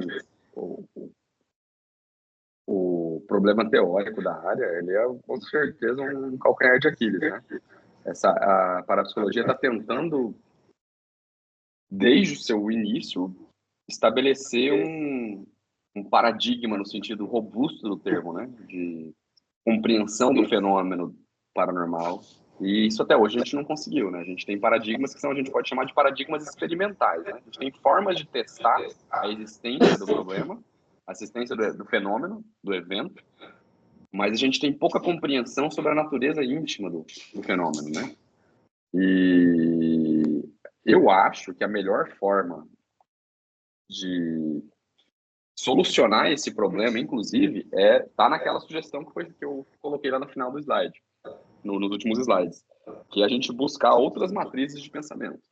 Eu acho que é na intersecção com outras matrizes de pensamento que pode ser possível a gente encontrar uma solução para esse problema, porque a humanidade, na sua história toda, lidou com um fenômeno paranormal. Né? Se ele existe mesmo, e se o pouco do que a gente vê na história procede, mesmo quando não temos experimentos, né? Os relatos que a gente vê que parecem que atravessaram séculos aí, você tem vários deles, né? Até desde os religiosos, né? Inclusive, a fundação das grandes religiões foi através de fenômenos paranormais, né? Então, se tudo isso procede, talvez buscar uma fertilização cruzada aí com outras matrizes de pensamento ajude a gente a resolver o problema da parapsicologia. Lembrando que a parapsicologia ela herda essa matriz de pensamento que é muito eurocentrada, né? Ela herda esse conflito ocidental, que é o conflito da razão com a religião, da ciência com a religião. E eu acho que isso aí ajudou muito a gente purificou o fenômeno no laboratório, tanto, até provar que ele existe, por um lado, mas por outro lado a gente extraiu ele daquele ambiente ecologicamente mais rico, onde ele se manifestava, que é na vida das pessoas, a história de toda a humanidade. Então, talvez a gente tenha que voltar a resgatar, e por isso que eu acho que o trabalho do Alexander é importante, por exemplo, lá no NUPES, porque ele tem um paradigma de pesquisa que ele tenta se aproximar, por exemplo, dos centros espíritas. Então, vamos tentar estudar os médiums lá na reunião mediúnica. Quero investigar eles na reunião mediúnica. Vamos tentar estudar o pessoal lá do candomblé, lá no terreiro, lá onde eles praticam a ritualística deles, quer que seja. Então, eu acho que essa fertilização cruzada aí, ela vai ser muito importante, vai ser meio que um resgate da ocorrência do fenômeno no ambiente natural dele. Eu acho que o laboratório, talvez, hoje, isso é uma aposta minha, né? Eu acho que o laboratório hoje, ele precisaria ter orientações do trabalho de campo. O laboratório, agora, ele precisa voltar a ser orientado pelo trabalho de campo. Então, a gente precisa animar o trabalho de campo. Eu acho que o trabalho de campo agora ele tem que passar também a ter tanta importância quanto o trabalho no laboratório tem. Porque foi isso que provocou grandes revoluções. Né? Pega Darwin, por exemplo. Né? Darwin foi um grande naturalista. Ele conseguiu conceber a seleção das espécies, a evolução natural, indo lá ver as coisas acontecer no ambiente natural, né, delas. Então, se ele tivesse continuado estudando os livros na biblioteca, ele nunca teria feito isso. Então, eu acho que esse resgate de um naturalismo aí, de uma abordagem mais de campo, talvez também é um elemento muito importante para esse enriquecimento teórico, né? Eu acho que isso é importante. Não que a matriz eurocentrada seja infrutífera, viu? Eu acho que é, inclusive. Mas eu acho que é importante diversificar, e eu acho que uma das saídas dessa sinuca de bico está nisso aí.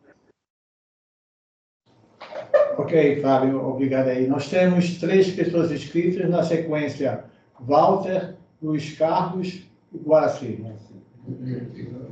Permita. Só permitindo complementar, para passar complementar assim, uma informação para você, Fábio. Você que citou a pesquisa de campo, né, e o trabalho do Alexander Almeida, né, Moreira, né? Moreira Almeida, né? Ele é pegado, pegado. E a gente teve a oportunidade, aqui há um pouco mais de um ano, aqui no Instituto, de entrevistar o Milton Souza, que foi um médium trazido pela metodologia do Alexander. Ele trouxe diretamente de Fortaleza, ele estava nos escutando, para Juiz de Fora no mesmo dia, chegou lá, volta no meio-dia, levou para o centro espírita, para poder, conjuntamente com outros 2 médiuns, fazerem uma pesquisa ao molde de Chico Xavier, que era uma reunião com pessoas de luto, que perderam parentes. Então, uma metodologia muito interessante, duplo cego também, quem estava... Né, ele trouxe na primeira abordagem, né, o que tinha de informação das pessoas que foram selecionadas para receberem a psicografia, né, que eram os modos de psicografia de Chico Xavier. Então, só um complemento de informação dessa abordagem de campo que o Moreira está trazendo, e a gente teve a oportunidade de, aqui, né, ter uma palestra de um médium que participou, né, dessa pesquisa de campo. Né? Só para ver a inovação, né, e o custo, né, porque você vê, não é barato você trazer um cara Fortaleza para Juiz de Fora, pagar tudo, e foram 3 ao mesmo tempo. Você vê, né, o rigor dele. Por favor, Ronaldo. Bom, passando agora para Walter. Pode falar. Ô, Fábio, você trouxe um assunto muito polêmico. Na verdade, há uma espécie de indisposição contra a atividade parapsicológica. Eu vou ser breve, porque nós temos pouco tempo. Então, primeiramente, ô, Fábio, não é privilégio da parapsicologia, né, ter problemas. Qual é a ciência que não tem problemas? Então, a ciência, ela não é um conhecimento definitivo. É sempre um conhecimento provisório. Hoje, o que parece certo, ontem não foi. E amanhã talvez não seja. Então, o primeiro erro foi nomear a parapsicologia como parapsicologia. Não é correto. A parapsicologia não está ao lado da psicologia. Nem seria uma metapsicologia, que também não está além da psicologia. Aliás, quem deu a palavra correta foi o espírita, Hernani Guimarães Andrade, psicobiofísica, porque abrange todos os fenômenos que a parapsicologia investiga. A psicologia, por exemplo, não investiga os fenômenos da ação da mente sobre a matéria. Então, como é que pode-se admitir, como querem alguns psicólogos, que haja uma psicologia Paranormal. Hein? Paranormal, né? Não, tem outro nome. Anômala. É psicologia anômala. Isso é a maneira de furtar, Isso é uma anomalia. furtar da parapsicologia o que lhe pertence. Então, os próprios psicólogos têm preconceito em relação à parapsicologia. E o que é interessante é que eles aceitam os fenômenos da parapsicologia, ou seja, a pré-cognição, a telepatia, a clarividência. Outra coisa também, eu quero ser breve, porque o tempo está passando rapidamente. Como eu disse, a ciência, ela lida inicialmente com fatos. Esses fatos têm que ser, primeiramente, observados e depois interpretados. E, no entanto, a ciência pode começar por uma hipótese, a procura de um fato apenas imaginado, mas não observado. E depois, o que é a realidade? Como é que nós vamos discutir a essência da realidade se cada ser vivo vê a realidade conforme a sua percepção? A minha percepção não quer dizer que é igual à de qualquer um de vocês. O animal vê a realidade conforme a sua estrutura sensorial. E, finalmente, o que é a realidade?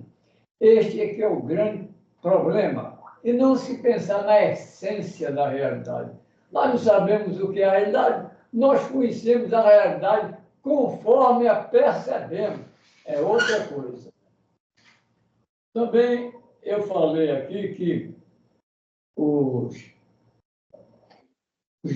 céticos, eles são dogmáticos.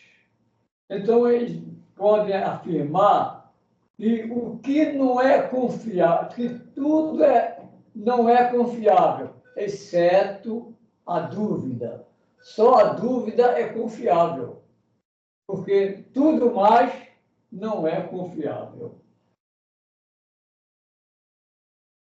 Ainda fiz a seguinte anotação.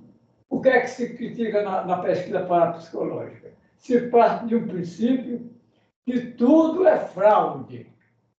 Tudo é fraude, porque todos os médiuns são mágicos. Quem disse isso? Como se comprova que todos os médiuns são mágicos e, por isso, conseguem fraudar, enganando os parapsicólogos. Depois, também se afirma que os pesquisadores também podem ser coniventes e até mesmo participantes de pesquisas fraudulentas com médios mágicos. Não há nenhuma comprovação sobre isso. Pergunta-se também, Fábio, o que é normal? O que é uma pessoa normal? Toda pessoa normal é geralmente rotineira. Quem não é rotineiro, quem é criativo, é anormal. Uma pessoa que escolhe caminhos diferentes tem alguma psicopatologia? Então, são questões que a gente sempre coloca, como, por exemplo, nem sempre a razão é infalível. Não haja racionalmente, mas nem sempre a razão é infalível. Como também a intuição nem sempre está equivocada. Bom, posto isso, eu vou encerrar as minhas colocações para que outras pessoas possam também fazer, em virtude do tempo estar precário. Fábio, com a palavra. Obrigado, Walter, seus comentários. Sempre muito bom ouvir suas contribuições. O que eu queria comentar sobre o que você falou, Walter, é que eu concordo a respeito dessa nomenclatura da área, né? E eu acho assim, eu acho que Eu tenho medo de que se fosse tomada alguma decisão muito radical a esse respeito, isso pudesse prejudicar o campo. Mas eu gosto bastante daquilo que o Ian Stevenson propôs, né? Ele era proponente da ideia de que não precisaria ter um campo chamado parapsicologia. Você tinha que ter um neurocientista pesquisando o fenômeno paranormal a partir da ferramenta da neurociência. Você tem que ter um psicólogo pesquisando o fenômeno paranormal a partir da ferramenta da psicologia.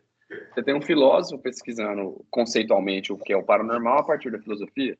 Você tem sociólogo pesquisando. Você teria que ter as diferentes áreas do conhecimento que já estão aí e num labor interdisciplinar, porque o fenômeno paranormal exige esse labor interdisciplinar, colaborando para investigar o fenômeno. Mas eu acho que não precisava ter um nome diferente. Olha lá o caso que a gente estava comentando do Alexander. O Alexander não tem lugar nenhum escrito para psicologia, fenômeno paranormal. Você abre lá o NUPES, nenhum lugar está escrito isso. E, no entanto, o que ele está fazendo é a mesma coisa que os parapsicólogos fazem, né? Assim, ou pelo menos tem muita intersecção, né? Então, mas eu tenho medo também de tomar isso aí não causar extinção do campo, né?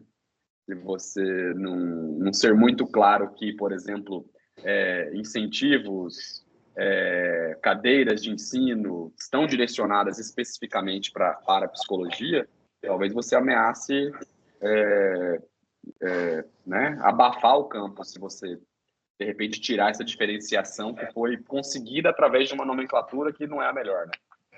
Essa era uma coisa que eu queria comentar. E a outra que eu ia comentar também é a respeito do ceticismo, né? Você falou, a razão não resolve.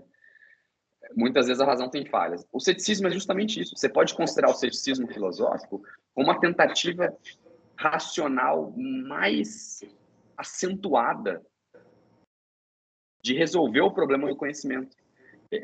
São talvez aqueles que estão mais, como a gente poderia colocar? O ceticismo filosófico é um problema de tão difícil resolução que ali é onde, nessas discussões, é onde a racionalidade está sendo levada às suas últimas consequências. E, no entanto, quando o ceticismo filosófico leva a racionalidade às suas últimas consequências, uma da conclusão que o ceticismo filosófico chega é: a razão não é capaz de decidir entre teses filosóficas diferentes. A razão leva ao ceticismo. Esse que é o problema, né? Então, às vezes, se você levar a razão às últimas consequências dela, talvez o que vai acontecer é o contrário do que você queria. Você não vai sair dali com uma convicção, você vai sair dali com uma dúvida. Ok, obrigado aí, Fábio. Agora, com a palavra, nosso Luiz Carlos e, em seguida, nosso Paraci. Obrigado. Eu gostaria de dar os parabéns a Fábio, né, pela explicação bem científica, né, dos fundamentos da metodologia científica. Realmente é um negócio aqui que não é fácil da gente, porque é algo muito filosófico.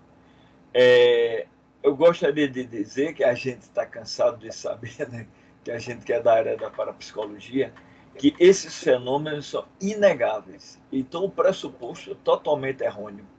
Porque quem vê um poltergeist, uma casa mal assombrada, sabe que existe esse fenômeno. E não é fraude. Excluindo a fraude, que pode existir, que existe, né? E que está muito associado com os médiuns também, né? Que fraudam, porque eles não têm controle dessa fenomenologia. Então, o fenômeno é inegável. Então, não é uma fuga, né, da realidade você partir desse pressuposto. O pressuposto está errado. E é fotografado, é visto, é analisado, é pesquisado. Aí o ectoplasma, a energia é uma energia que não se explica. Esse é que é o grande problema. É uma energia que não se explica, que se manifesta através de uma telergia, que é um nome, né, que também é dado, que se materializa. A telergia, uma energia orgânica produzida pela mente da pessoa, produzida não, manipulada, que sai do organismo e realiza certos fenômenos nas proximidades, até 50 metros, segundo o Pato Quevedo. Então, é um fenômeno que existe, não dá para negar. Agora, o trabalho do cético é importante, por quê? Porque é das nossas explicações. A parapsicologia, que nós estamos associados, estamos com o fundamento de que esses fenômenos, essa energia inexplicável, que não é só física, é uma outra forma de energia, de tal forma que pode se deslocar quilômetros. Quer dizer, é uma forma de energia. Tem uma forma visível, que é o ectoplasma, mas tem uma outra fenomenologia que é imprevisível, porque se manifesta a uma distância muito longa. Então, é difícil de explicar isso. Então, a parapsicose se vê numa encruzilhada de ficar entre a explicação meramente natural, que é a mente humana. A mente humana é muito difícil de explicar isso. Ou então um espírito. Aí é que entra o cético.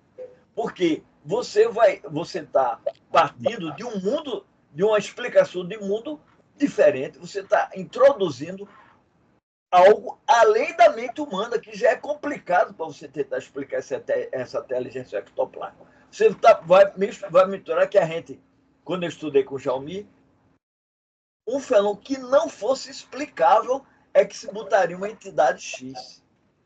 Então, se a própria parapsicologia está dividida entre uns que querem explicar o fenômeno através de espírito e outros que querem explicar meramente, materialmente, pela mente humana, pelo fenômeno da mente que você não consegue explicar. Essa energia, você ainda...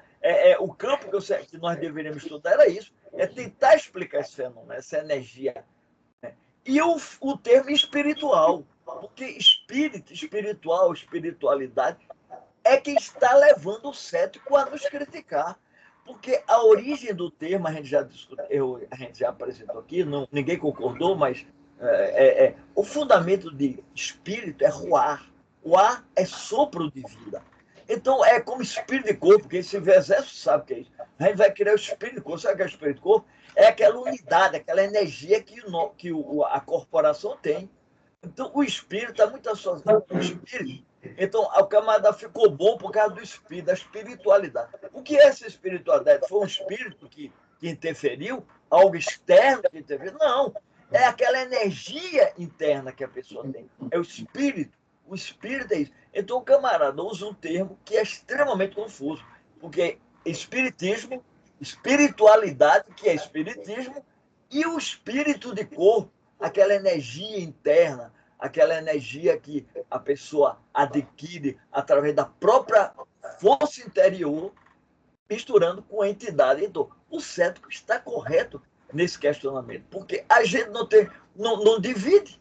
A gente deve ser claro, olha, isso é isso, fenômeno é explicado pela mente, uma minoria, aquela menor parte que é o fenômeno X, aquela menor parte ali que não sei nem o que é realmente, que você não consegue explicar por razões meramente mentais. E a interferência de um ser extracorpóreo, né? que aí realmente é uma visão de mundo diferenciada. Tá? Aí realmente a função do certo questionar. Então, o que eu gostaria de perguntar, Fábio, é o que você entende, ou o que a parapsicologia deveria entender como espiritualidade e espiritualidade, entendeu? Essa pergunta. Obrigado. Obrigado, Luiz. Olha, não sei se foi claro, viu? Mas se quiser algum esclarecimento... Não, foi claro, sim. Eu acho que eu entendi. O que eu vou comentar é o seguinte, eu acho que a metodologia da parapsicologia científica, ela não precisa se comprometer, ela não se compromete com uma interpretação ou outra do fenômeno. Se ele é espiritual, se ele não é. Isso é uma coisa, esse é um ponto, né? Então, inclusive, tem discussões na literatura científica, parapsicológica, a rodo até os dias de hoje, né? Sobre se a gente deve interpretar o fenômeno por uma hipótese mais parcimoniosa, que não seja espiritual, ou se a gente deve interpretar o fenômeno de uma maneira menos parcimoniosa, seria considerada espiritual. Eu acho que essa é uma discussão legítima e ela é de altíssimo nível. Tem que existir. Ela precisa existir, essa discussão. E o problema é o contexto que atualmente a gente vive e que provoca uma reação exacerbada do ceticismo organizado quando você, como você falou, traz esse tipo de hipótese para a conversa. Porque eles associam isso a irracionalismo, a superstição, a... Não, então agora você jogou a ciência no lixo, vou embora. E aí essa é uma compreensão equivocada do ceticismo organizado a respeito do que é a metodologia científica, né?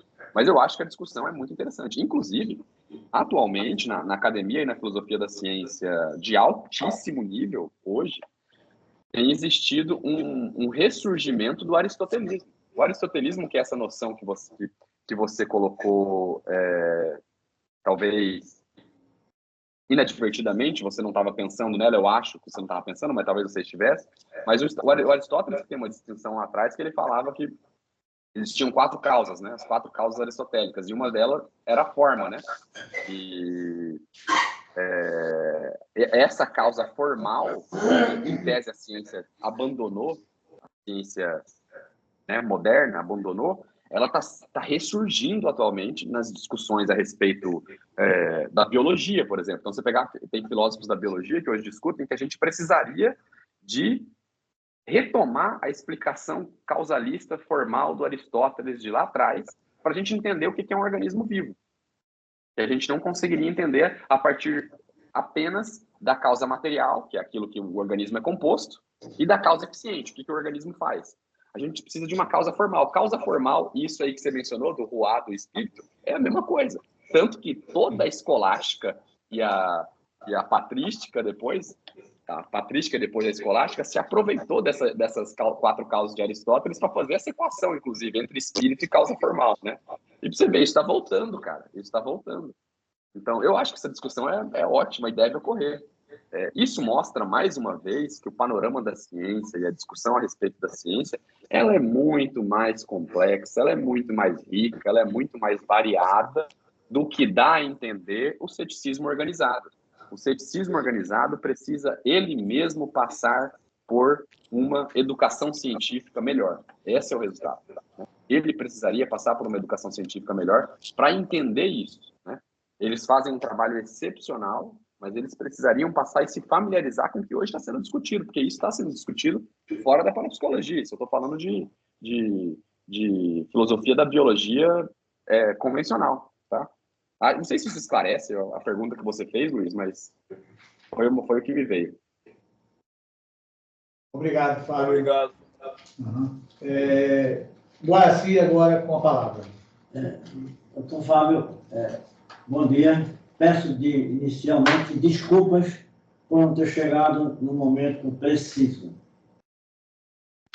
Eu vou pedir ao Dr. Walter e a equipe nossa para marcar uma exposição minha, porque eu possuo 28 fenômenos paranormais, de pequeno porte, médio porte e de grande porte. E, matematicamente, todo problema tem solução. Só que nós nos vislumbramos de imediato. Partindo para agir e não resolve. Então, eu classifico primeiro porte, segundo porte, terceiro porte, a fé, e com pouco tempo a solução aparece. Então, eu gostaria de expor isso e criar juntamente com a nossa equipe, um momento para eu explicar esses 28 fenômenos que eu tenho de pequeno porte, médio porte e de grande porte. Inclusive, criei espontaneamente um método chamado alternativo de curas, com bastante eficiência, enquanto merecedor pelo Criador, por Deus, para despertar na pessoa o poder que cada ser humano tem, sabe, não acredita, sabe, não usa, que nós somos partículas divinas. Então, é isso que eu tenho obtido com muita satisfação, com muito respeito, não só na minha clientela odontológica, mas também fora dela. E como eu não ouvi, peço perdão por ter ouvido a palestra dele, eu não posso, nem tenho o direito de explanar o que foi a minha falha de não ter vindo. Me peço desculpa, me desculpa. Eu não pude realmente vir na hora certa, na hora precisa, para poder expor algumas dúvidas e aprender também que o homem é um eterno aprendiz. Passado e futuro não existem. Existem como referências. Ontem eu fiz isso, amanhã eu vou fazer aquilo.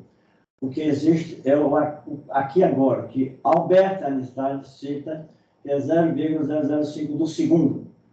Tão rápido que aqui já aconteceram vários passados. Mas se você exercer a sua vida com nitidez, com pureza, sem rancores e com ânsia de assimilar, que é muito grande. Eu faço parte de uma academia para a consciência, onde aqui sabem, né, há 40 anos. Sou parapsicólogo, já fui presidente, já fui vice-presidente, já fui tesoureiro de parapsicologia, e me considero um humilde e eterno aprendiz dos segredos da existência em nossa natureza. Somente isso. Obrigado, Guaraci, pela colocação. Nosso companheiro Fábio, para responder ou para fazer alguma acréscimo, e as considerações finais, já que estamos chegando ao ponto de 11h30, que é o horário que temos que entregar, com a palavra ao nosso palestrante de hoje. Beleza. Obrigado, Ronaldo. Agradeço as palavras, Guaraci. Você não precisa se desculpar de nada comigo, não, viu? Vai ficar gravado aí. Se você quiser assistir depois, pode assistir. Não sei se vai acrescentar alguma coisa, porque eu já falei tanta coisa com você presente que não sei se você vai ouvir nada de novo também. Mas muito bom. Você tem muita sabedoria na sua palavra, na sua experiência. Você é uma pessoa que vivenciou muita coisa mesmo. E você já contou algumas histórias das quais eu me lembro, me recordo, e que são realmente impressionantes. E eu tenho certeza que se você voltar a expor elas, a gente vai ouvir com atenção. Muito obrigado, eu que agradeço. Mais um pouquinho. Pessoal, e é isso aí. Eu agradeço por terem ouvido, espero que tenha sido bom. E vou tentar fazer um esforço para estar presente mais, tá? E eu tenho que me desculpar também disso, que eu sumi nesses últimos 2 anos. Mas está bastante corrido, mas é sempre muito bom vir aqui. Assim, é incrível a disposição de vocês de discutir essas coisas, tá? Eu não tenho lugares para discutir isso. Na verdade, só quando eu venho aqui que eu discuto essas coisas, porque de resto é eu sozinho com os meus pensamentos, né? Então, isso é incrível demais. E acho que por esse ambiente, pela sustentação desse ambiente, dessas práticas de exposição, de discussão que vocês já fazem há tantos anos, né? E a gente tem que agradecer. Muito obrigado.